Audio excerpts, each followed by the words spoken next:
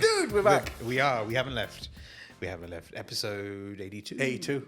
Yeah, man. Mate, that last one. I really enjoyed that. That was actually. I'm looking forward to part 2. Yeah, so Egan's coming back. Yes. We've decided that. Yes. I actually felt like I had a bit of a therapy session then as well, because he resonated a lot with what I go through as well. Yeah. He was really relaxed. Yeah. He knows what he's talking about. There's no way he's 61 though, man. I got a bit pissed off because there's me thinking 44, I'm feeling young, and then he says 60, 61. I'm like, mate, I feel like death now. Mate, you look younger than the both of us. I am. Yeah. Yeah. It's mad. Yeah. Your birthday's coming up. It's been. Your birthdays. It's been. It's happened. Last Friday. I forget that. Yeah. I forget that. Yeah. So yeah. Okay. Right. So we had this interesting chat with Egan, and there was a couple of things which I took out of it. Now, I think you probably picked up on some of the stuff I was saying, because I noticed one thing that I absolutely loved about this guy is that he doesn't give up. No. There's no way he doesn't, and he learns from his mistakes and he goes with it. And I probably do a lot of that myself, but you don't really give yourself much credit. Exactly that. We all fail. You can't go through life just winning at everything. No, that'd be great. It'd be fucking boring. But you learn so much more when things do go wrong. How you do them differently next time. How it's improved you as a person. Gives you thicker skin as well. Yeah. I mean, I know plenty of things I've failed with, and I failed my GCSEs for one, and now I don't need them. I don't think anyone did. No, but I don't think anyone did. It's not really the best example, but let me give you an example, right? So the point I was trying to make is I did maths. I failed 3 times. No, two times. Got an E first, got a D. And I was like, clearly I can't be asked doing it again. They gave me the option to do it again if I wanted to. My job now is mainly numbers. Yeah. Mainly numbers. Everybody's got a calculator. I don't really need to use it anymore because the system does it all for me. Oh, Carol Vorderman. It's just all for me. So, but the thing is, like, even when I did need to use like calculators and stuff and all that shit, whatever, my maths actually got better gradually anyway. And I think life experience is probably more important. Yeah, I think when you put it into real world situations rather than on a blackboard or on a piece of paper. That blackboard was a mirror. I used to get the chalk rubber thrown at me for talking. Yeah, exactly. That's it. Yeah. It's real world skills that you you do it now automatically without thinking about it. Did you what do you think you learned the most in one of your failures? Deep question. Or the lowest point. Let's go from the lowest point if you don't have a. I think they're both probably linked. Okay. So going back to when I was in my darkest, lowest point was when I thought that I'd failed those around me and everything was in a really bad way. And I got to a point I was like, nah, fuck this. I've fucked everything up. People would be better off without me being here. And you kind of get to a point where you kind of like, that's it. What's the point? I got through that because those people I thought I'd failed were around me and kept me going. Jen was the biggest reason I thought I'd fucked everything up was my relationship with her. She got me through that. And you sort of reflect on it afterwards with their help. And, you know, you think, oh, I haven't failed. I didn't do particularly well. Haven't failed. But then you learn from that and you think, right, okay, this is what I thought I'd done wrong. Part of it was definitely wrong. Other bits weren't so bad. But then you pick up on that and you think, well, okay, I need to stop myself feeling like that again by focusing on the good stuff that you forget about. Or you don't, comes back to the self-praise bit, you don't give that the credit that it's due in the fact that you're doing stuff good. You're doing what you're doing, you're surviving, you're doing okay. You need to concentrate on that more. So I think that's it. It's the personal reflection thing. And like I say, those two moments in time, probably my biggest failure and my worst, lowest point were linked. Yeah, I get that. I get that a lot. We've gone deep early. We've gone deep early. We have. We've gone straight in. And we were just wondering what the hell to talk about. Yeah. Look at us now. Yeah. I think one of my biggest failures was probably, I thought, it's not now. Probably because I've learned so much since, was my marriage. Yeah. Like when that ended, it was a difficult marriage. If you look at it now, if I look at it now, I think it was a difficult marriage, and I don't think we had the right tools to sustain a marriage. at the time. Yeah. You know, and I think looking back on things now, I think there could be a lot of stuff that we could have done differently. I mean, I'm not blaming her. I'm not taking full responsibility either. But some of the things that I learned was I probably had to communicate better as well. Yeah.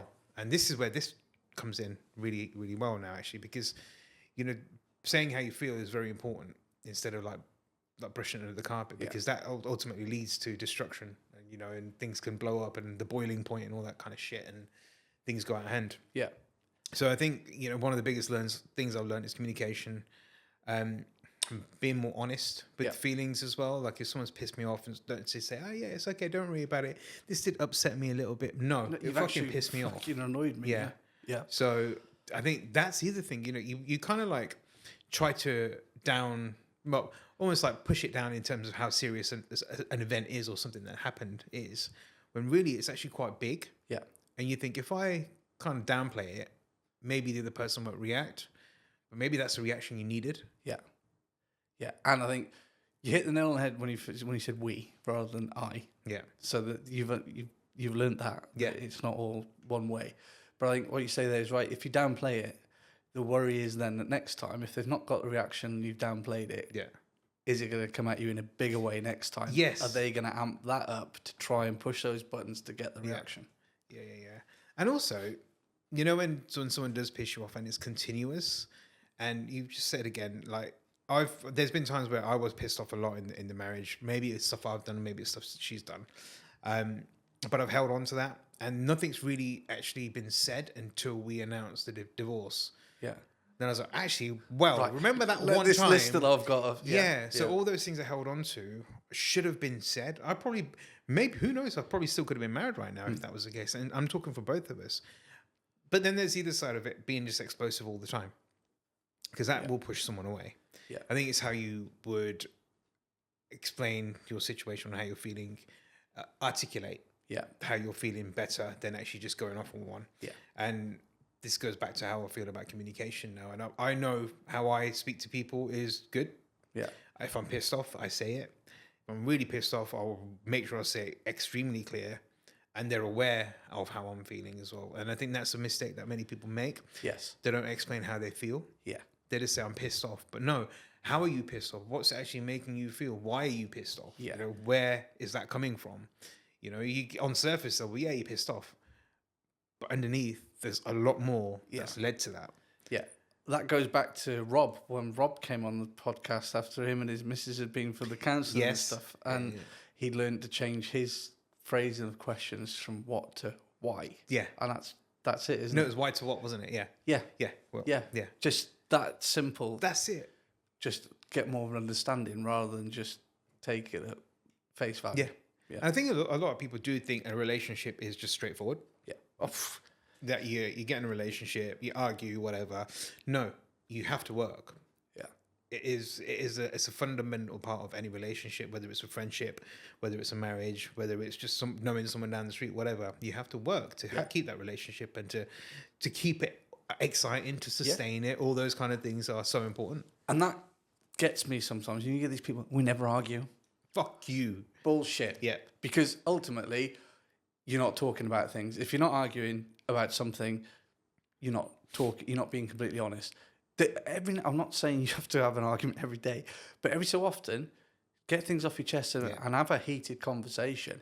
Clears the air, makes things so much better. And for anybody that's saying, we've never argued in our 30 years of being together, I call bullshit. Because there is no way you can live under the same roof with somebody and not get vexed at something. Yeah. Because you're just bottling shit up then. Yeah. That's exactly what I bet those people look a lot older than they do. Yeah. Yeah. Or than they are, should I say. Yeah. Have you seen Beef on Netflix? No. Okay. There's a series it's called Beef, funnily enough. Season 2 just released not long ago, and I watched some of it when I was in Greece.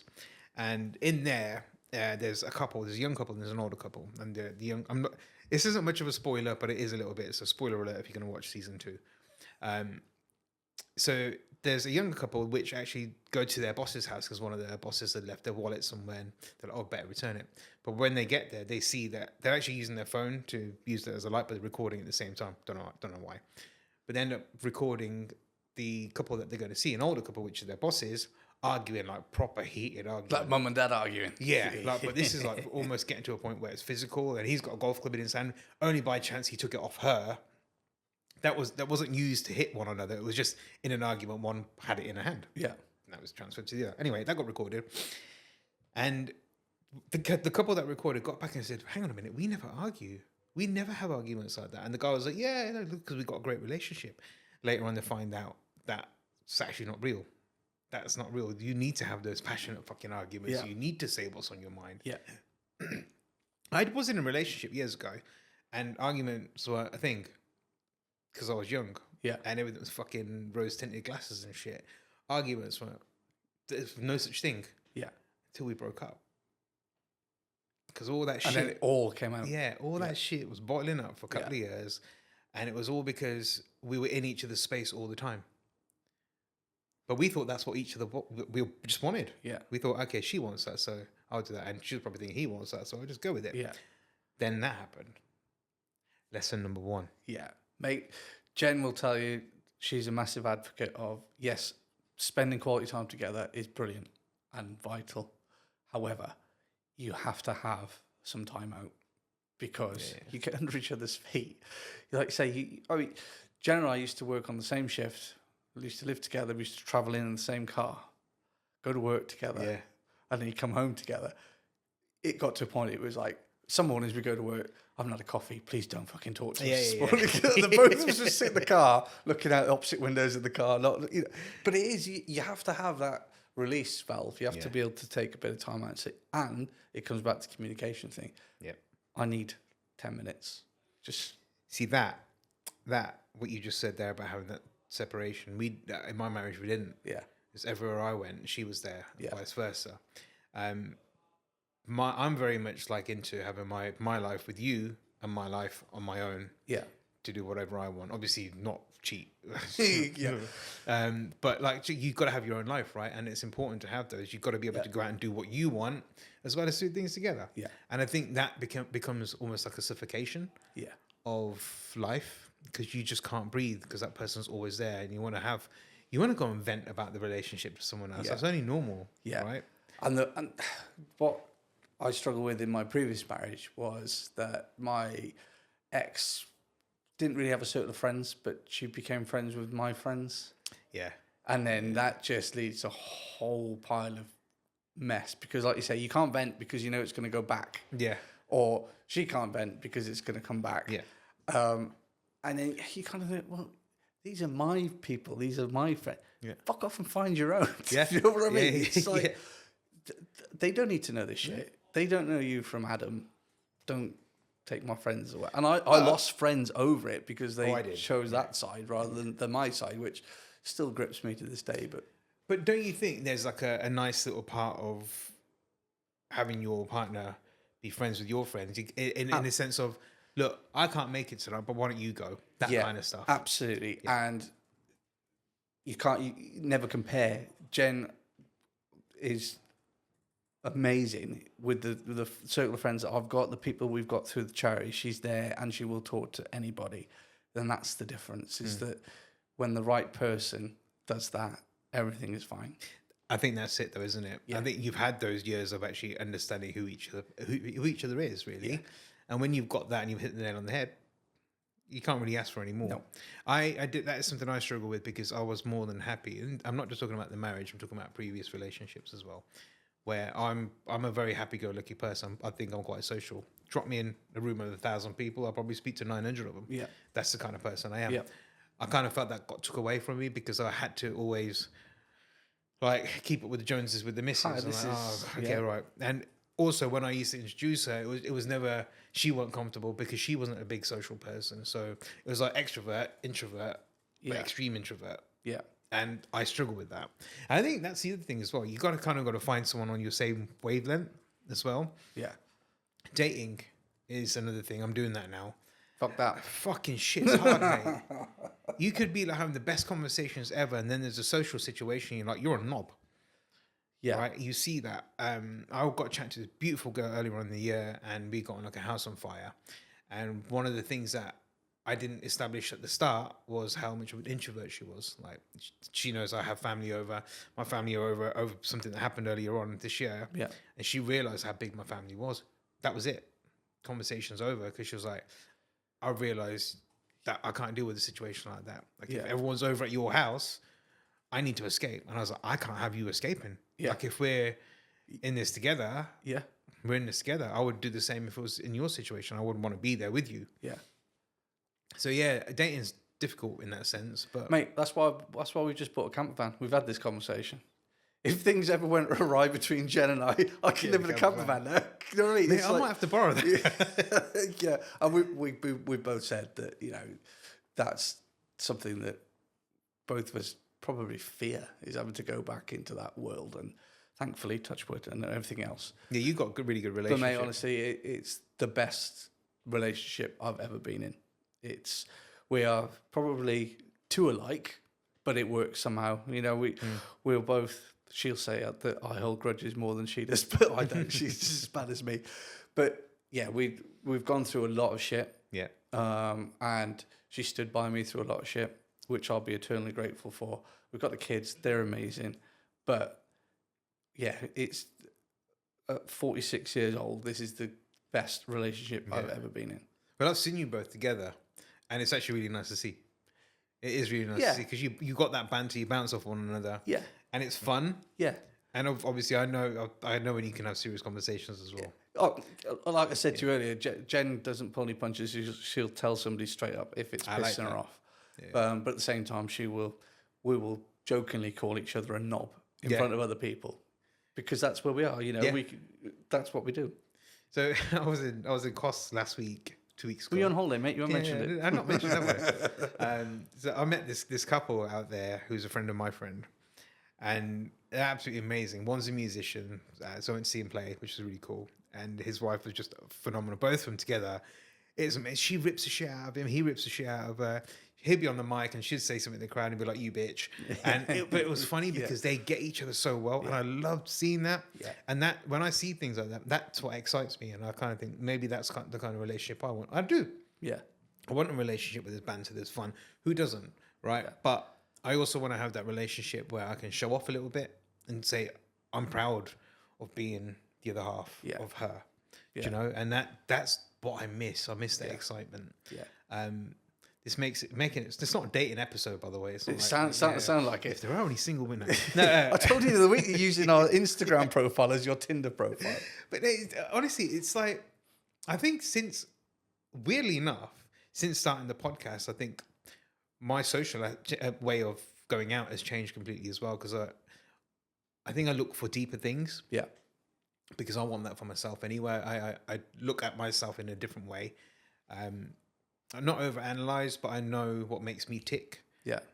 I know what makes me happy. I know what keeps my energy levels up, and what does excite me, you know? Yeah. And now I know exactly who I am fully as a person. Yeah. And it is down to this podcast and down to this group. I can confidently go out and look for the right person for me. Yeah. And I'm not gonna compromise on that. Yeah. I think it's as much as knowing what you want in somebody as knowing what you don't want in somebody as well. And sometimes there's a big difference between that. Sometimes you'll sort of say, you'll accept some of the shit bits because, this is so much better because X, Y, and Z. But actually, no, you don't worry about those bits. It's the bits that are going to piss you off and end you back in the same position again. And it comes back down to life experience. So you learn that over time, don't you? You know, Jen and I, another example, you know, we know... We've been together 16 years now, but you know what each other's thinking. You know what is going to be said if you do a certain thing a certain way. And you get into that. And the more you realise it, the more you think, this is what I want, this is what I need. I don't want to be thinking, I can just do what I want and get away with it. Yeah. Because, no, you need to be reined back in at times and be told, you're being a dick. Stop being a dick. That's it. You know what I mean? That's it. That's what I like. And that's why we are where we are. And like I say, yeah, and it's beautiful to see. And also, you kind of need that best friend. Yeah. There is that aspect of having that best friend with you, because I've been in relationships before where I've actually despised the person I'm with, Yeah. I'm like, why am I actually with you? There's not even a relationship where I think I could call you because I can depend on a mate. Yeah. I can't even do that with you. So why are we together? Yeah. I was with someone a little for some time. Well, not for some time, 6 months. Just short relationship. And throughout most of the relationship, I was like, I actually don't like you. Why the fuck am I here? But I hung on hoping, and this is one thing we should never do, is hope that someone will Everything's going to change. Yeah. They fucking don't. No. And you can't make them change either. And I think that's what my thing was. Like, maybe she will change. Maybe she will change. But then aesthetically, we always look at someone and think they're hot, right? Yeah. But that beautiful person can also turn ugly because they're not giving you everything you want, or just them as a person isn't a beautiful thing. Like, I look at the soul. I love looking at, they're obviously aesthetically pleasing, and that does help. But if that person isn't beautiful inside, that means nothing to me. Yeah. And coming back to that change thing, I think people can change. Yeah. But it comes down to that person inside if they want to. Yeah. And that's the difference. Yeah. You know, everybody could say, oh yeah, I'll change this time. I'll do things differently. Saying it and doing it, two completely different things. And like you're right. You can sit there and you can hope until the sun goes down that things are going to change. If that other person doesn't know what they're doing is pissing you off and that you want them to change and doesn't give a shit anyway, you're wasting your time. And I think if the person doesn't know as well, just as you said, they've got no reason to change. No. Unless you told them, look, you're being a bit of a knob today. I didn't like the way you did this. I like to think I take things on board. If I've done something to upset someone or piss someone off, something that I rarely do actually. I don't piss many people off that I know of. Yeah. But if I have in the past, I've had people say, look, okay, you've done this wrong. And I'm like, okay, cool. That will never happen again. Yeah. You learn from your mistakes. But again, going back to the change aspect of things, you've got to want to change. I wanted to change when I was ill. Yeah. And I fucking did. Yeah. And all for the right reasons. And I can tell you now, with those little changes I made, small parts at a time, is now made. I think I'm a million times better of a person than I was before. I wasn't a bad person before. Yeah. But I made these amazing changes that have made real good impact on my life as well as other people's. You know? Yeah. I'll give you an example. When I was in Greece, I didn't tell you I went to Greece. You're not mentioning it at all. So one of my friends is out there, and regularly she'd go out for a few beers or drinks or wines or whatever after work and stuff. And she barely drank when I was there. She did, but not to the extent that she would normally because I wasn't drinking. And she felt good about it. She felt okay because like that wasn't just going out for the sake of it. And that to me was a positive impact that I've made from my change. Yeah, it's helped somebody else. Yeah, it might just be for a few days or whatever. But if I can make someone's life a little bit easier or slightly different or better, so be it. Yeah, and if you can impact someone in such a good way like that, and they're willing to change, great. Yeah, but when you have to force someone to change by the way they talk to people or by their personality, forget it. Yeah, yeah. Again. Going back to my situation when things were bad, I knew I needed to change and I wanted to change. And sometimes it comes down to having that right person next to you that you want to change for. Yeah. And I think that was the massive thing for me was that I've been a dick here and I'm fucking a lot of things up. Yeah. And I am going to lose everything if I don't sort it out. But it's only because I suppose you see the hurt that you're having on somebody that you really do care about. I think, yeah, stop being a dick. So technically, you're changing for yourself, really. Yes. Because if you don't change for yourself, all that shit will go. Yeah, it's selfish in that way. In that if I don't sort this out, that's the right way though. But at the end of it, if I'm being selfish to achieve something that's good, then I'm all in. It's a big sacrifice to make, but it's worth it. Yeah, it's worth it. I will never, ever, ever have any regrets about the changes I've made. No. Not a single one. No. Regret a lot I did before. Yeah.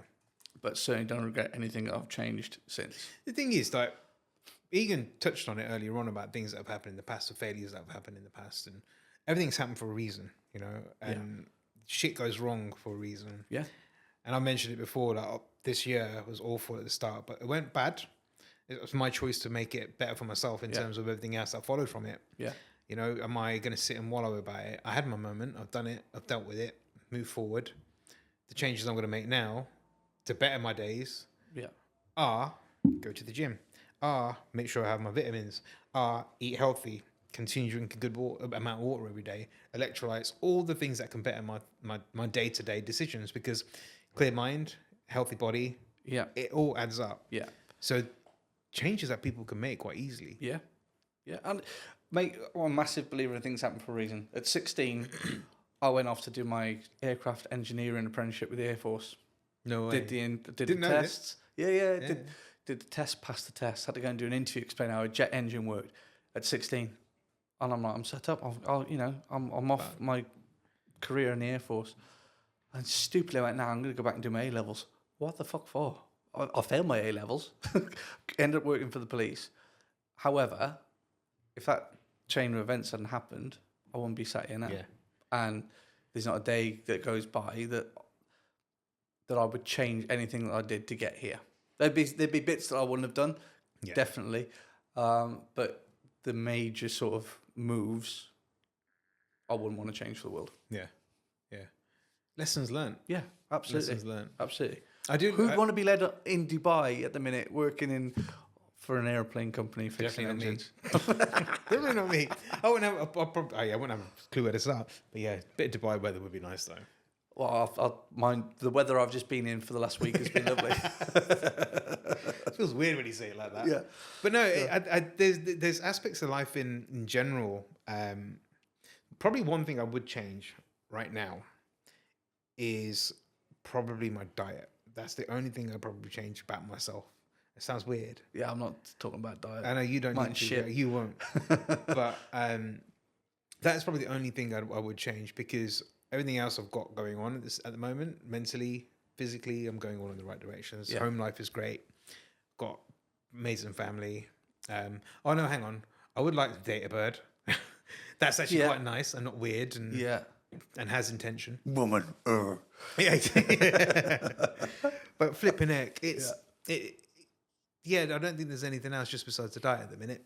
I think generally when you look, if you take yourself out of your own situation and look back in, no, there's nothing. No. There's nothing. It sounds really big-headed. We've spoken about it before. You have to be in a real bad place, I think, to make wholesale changes. Because, as we said in last week's episode, it's those failures that make you better. Yeah. So to carte blanche change everything, I think, would be a massive mistake, unless there is literally everything has gone wrong. Yeah. Because there are things along the way that have gone right and you've improved because of it. But most importantly, those things that go wrong, it's important you learn from it. It just makes you better. Makes you more understanding, makes you appreciate other things more. Yeah. I want to ask you a question. In a few sentences, what would you say to your 10-year-old self now?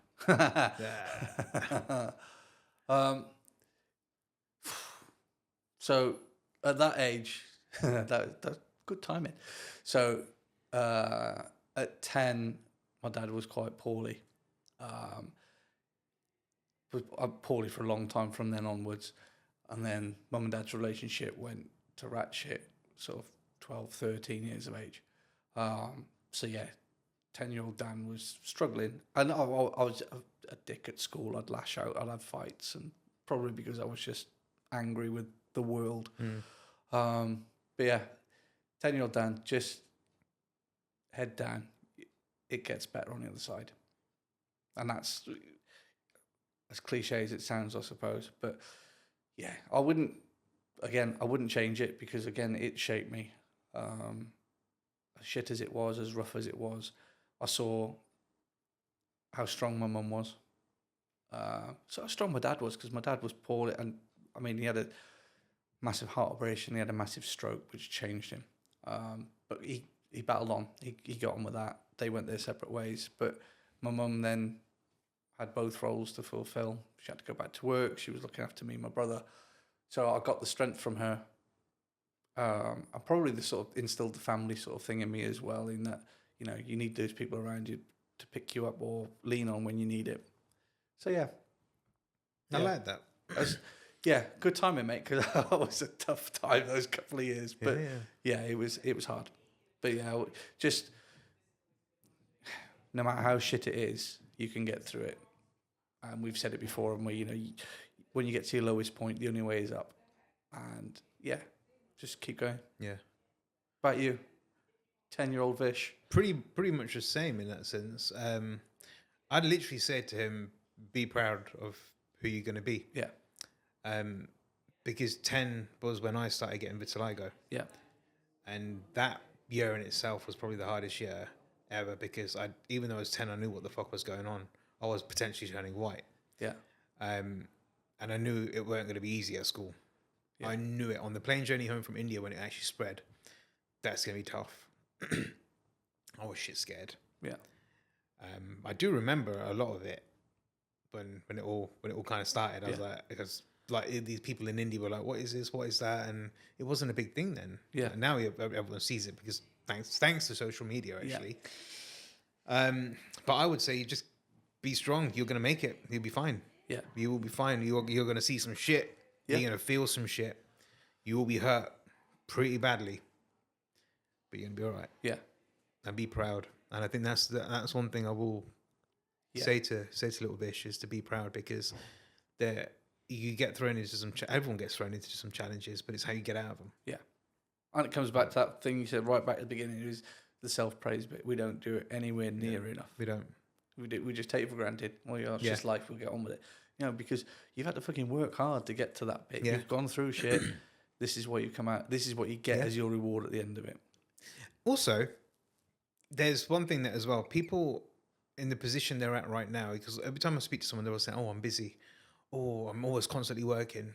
I'm constantly like spending money. I've got whatever. 10 years ago, they were wishing for that. Yeah.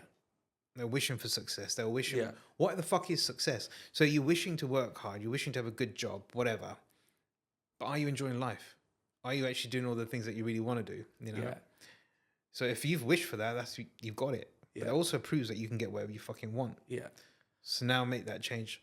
Work to live, not live to work. Not live to work. Yeah. I'm gonna finish on this last bit that my nephew's. But he messaged me a few days ago, and he said, "How do I juggle everything and still have time to do what? The podcast?" He goes, his words, how do you have time to do the podcast? Yeah. When you're looking after mum and dad, when you're working full time, running a business, going to the gym, trying to have a social life, all these things, and eating healthy. Where do you find the time? You fucking make time. Yeah. Yeah. If you want it, you make it happen. Make time. Yeah. I used to think that years ago, maybe even just over a year ago, I used to think that how would I have time to go to the gym to work on myself? I spend 2 or 3 hours a day. I've got 2 or 3 hours a day. Yeah. Yeah. You don't know until you try. Yeah, exactly. And we generally say it all the time.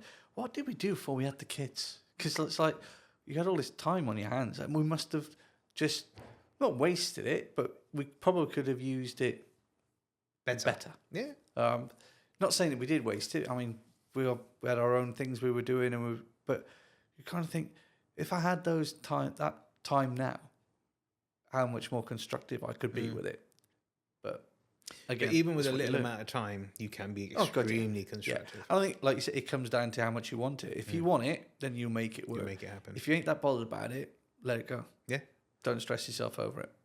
It's not meant to be. It's true.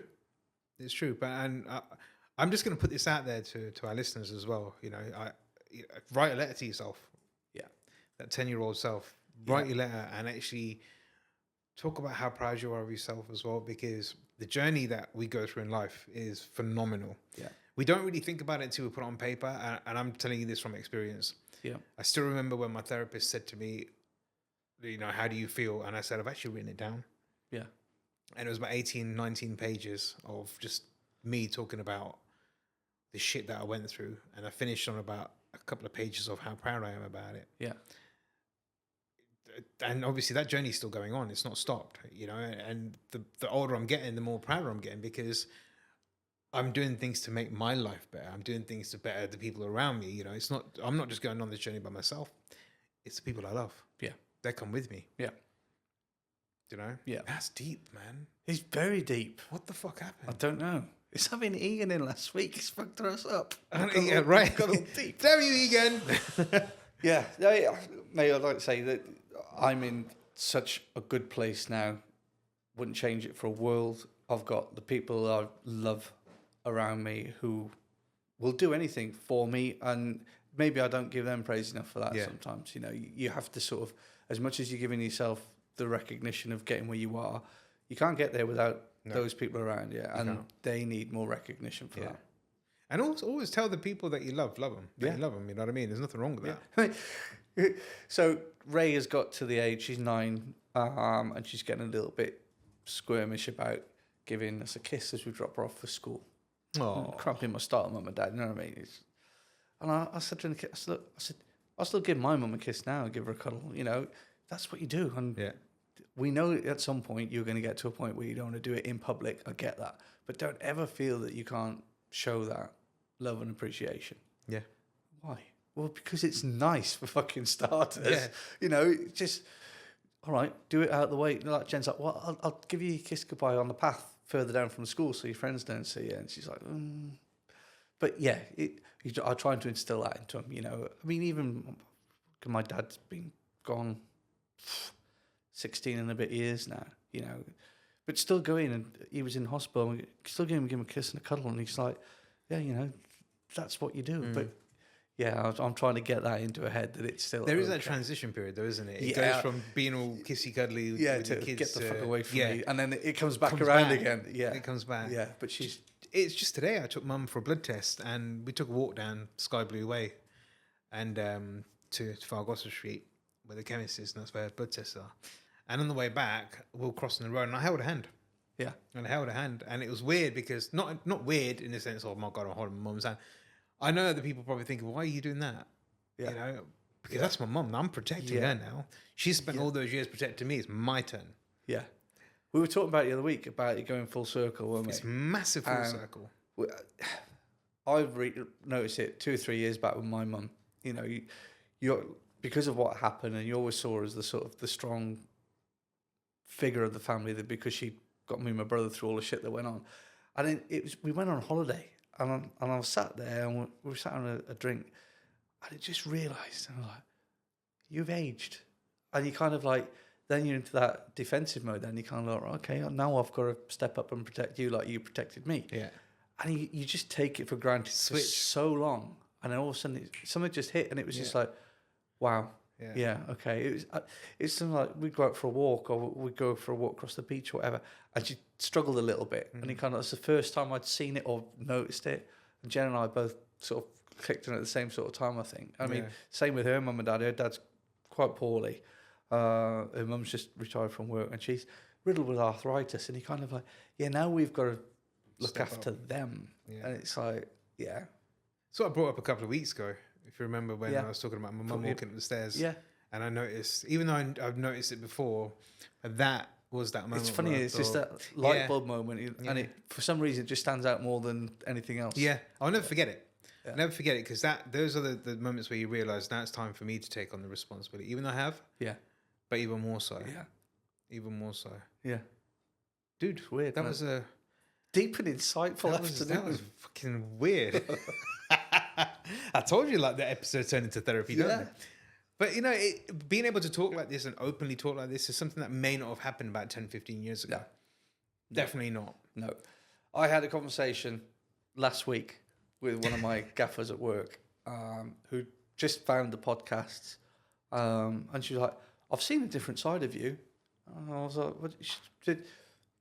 it's a really strong piece of work that you're doing in work jargon.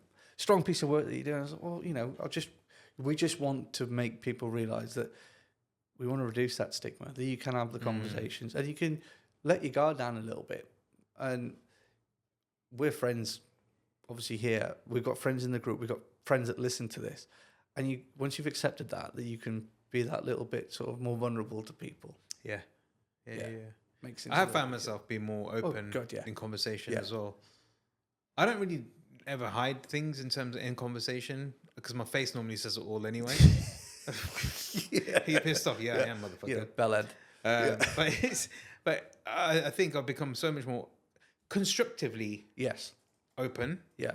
I'm not having to be careful with my words. I'm saying it the right way. Yeah. How it should be said. Yeah. You know, no fucking frills, none of that shit. Yeah. It just, I'm upset. Yeah, Why? I'm not Because flowering this up for yeah. you. Yeah. just say it as it is. And I think this has really helped in loads of different ways. I still remember the first time I came on the podcast. We took in April last year. Mate, is that how long ago now? April last year. Yeah. Yeah, this time last year. Yeah. And I was excited to talk, to explain the shit I'd gone through because I knew it was going to help someone. Yeah. And a year on from that, I know it is. I know what we're doing is right. Maybe it helped one person, maybe it helps 100. I don't know. Yeah. We don't know that. But people are listening and people are understanding that it's okay to talk now. Yeah. I get messages regularly from people saying, you know, they've seen the podcast and it's urged me to talk to my wife or talk to my friends or talk to someone, which probably wouldn't have happened before. No, it's definitely the right thing. Yeah, man. Yeah.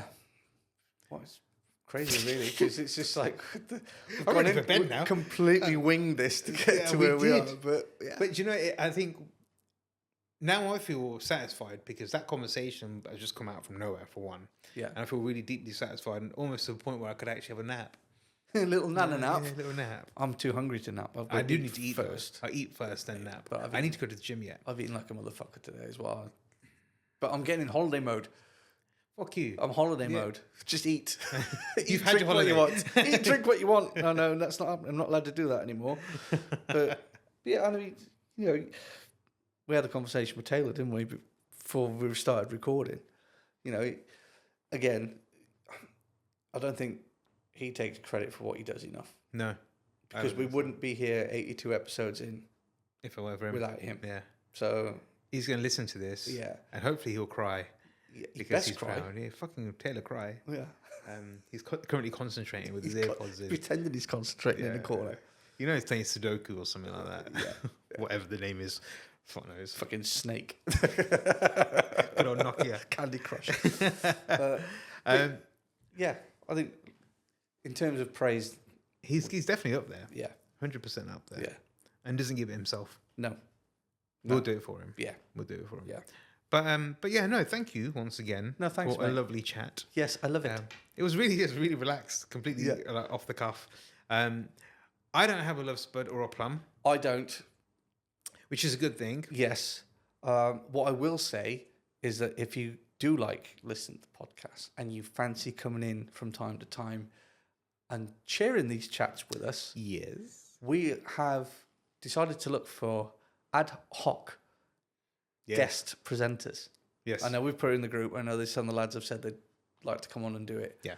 So I think that's a good way to make it a little bit more conversational, other than people listening to us two all the time. Yeah, we're pretty good, man. But well, we are, you know, self-praise. Right?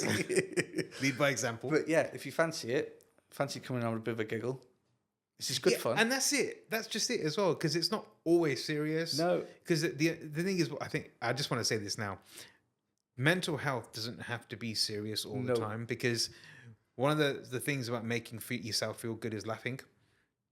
You know, and having that banter and having those jokes, it may be around a serious topic, whatever, but as long as you've got that good balance, which I know we have, that's what we want. And understand the person you're talking about it with. Yeah. And put it in a language or in a way that they're comfortable talking about it. And sometimes it is rip the piss out of something and you feel better for it. You got to read the room, innit? Oh, yeah. You got to read the room. Yeah. Oh, I've fallen foul of that a few times. Shit. We're old enough to not do that again. Yeah. We learn our lesson. But no, if you fancy it, drop us a message, get in touch. More than welcome any time to come in. Have a bit of a laugh, have a bit of a giggle with us. Yeah. Oh, just as a reminder for people that do want to get in touch, what's the email address again? Oh, God. Give me the longest email address in the world. Back and forth, P. Back and forth, thepod@gmail.com. There we go. And that's actually going to be hopefully a nice way for people to get in touch if they do want to send it in. Follow us on Instagram, TikTok, Twitter, YouTube, fucking Facebook. Everything. Everywhere. Everything.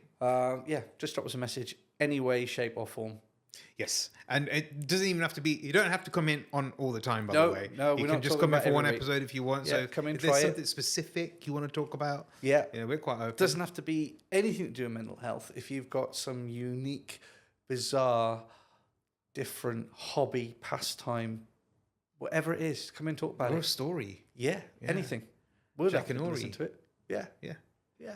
Well, on Put it that out there. note, I think we're pretty much I ready think to sign so, off. mate. I'm tired. I want to eat. I want to eat as well, mate. Shut the fuck up. Well, okay, so what happens next? I'll see You next Thursday, mate. Yeah, boy.